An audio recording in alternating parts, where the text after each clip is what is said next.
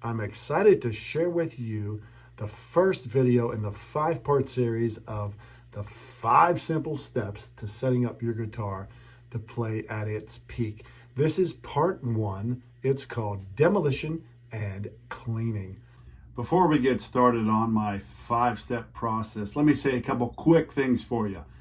Some of the ways I do things may not be the way that you do them, and that's okay. No way. I'm open to suggestions and comments and even constructive feedback, so feel free to leave comments below to tell me how you do it or how I can do it better. Secondly, if you like the video, of course, like it.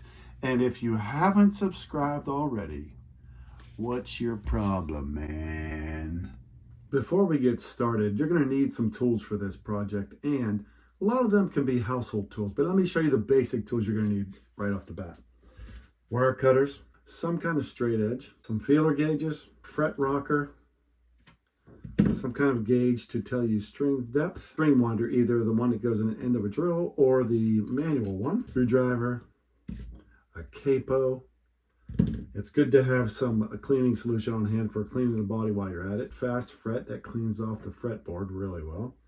And it's also a good idea to have some contact cleaner on hand just to spray those knobs that might be crackling on you. The first step in doing a setup is removing the old strings. Cut away.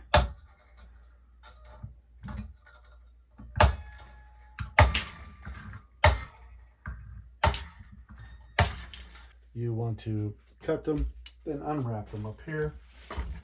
A body like this has a plate on the back where you can push the old strings out.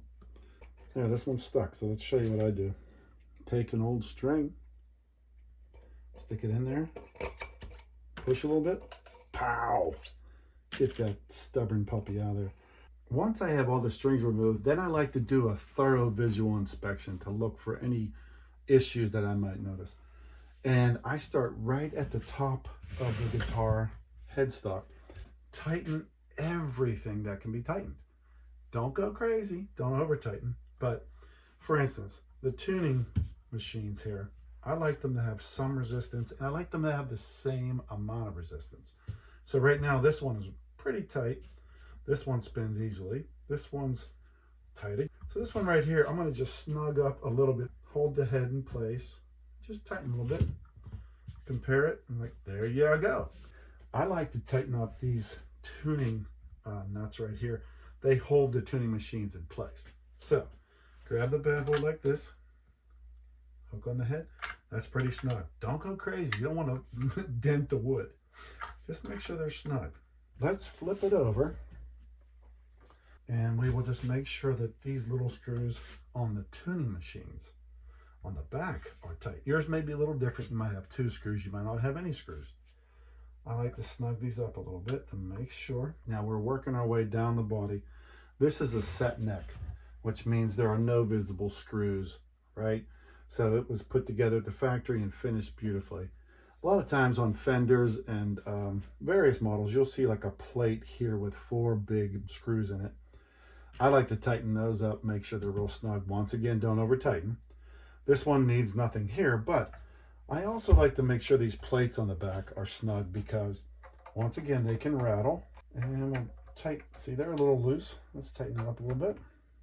Here's one you really want to be careful with, because sometimes these screws on the end where you put your strap can be loose, and I have had guitars fall off me because the screw just fell right out. So let's check that out. You want to snug that up. Make sure these are snug. These outer 4, not that one. That's the adjustment for the height. Tighten these up just enough to make them snug. Depending on the type of bridge you have, it'll have different saddles. Maybe you have a Gibson Tune-o-matic. It won't have these individual saddles like this. This one has individual saddles, and this is a tremolo whammy bar system. So it has 6 screws here into the body.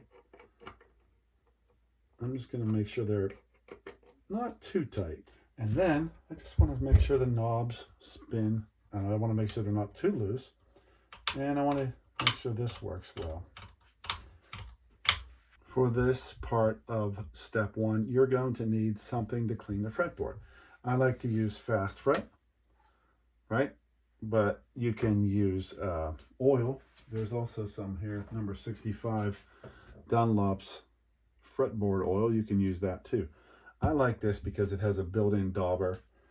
What I do is I go over all the frets, just side to side, make sure a nice thorough coat of the oil is covering the wood of every fret.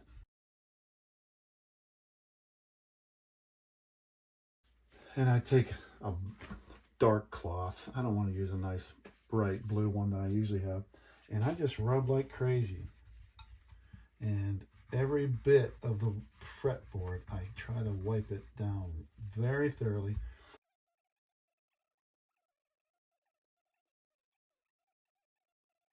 Two hours later. We have cleaned all the frets. They look nice and clean. You can see a little bit of oil may still be on there, but it's okay. Makes it nice and comfy. The next step is for us to start putting on new strings. Okay, you reached the end of step 1. You're on your way to setting up your guitar to play at its peak. Step 2 is coming up next. It's about replacing the strings the right way. Check out that video next.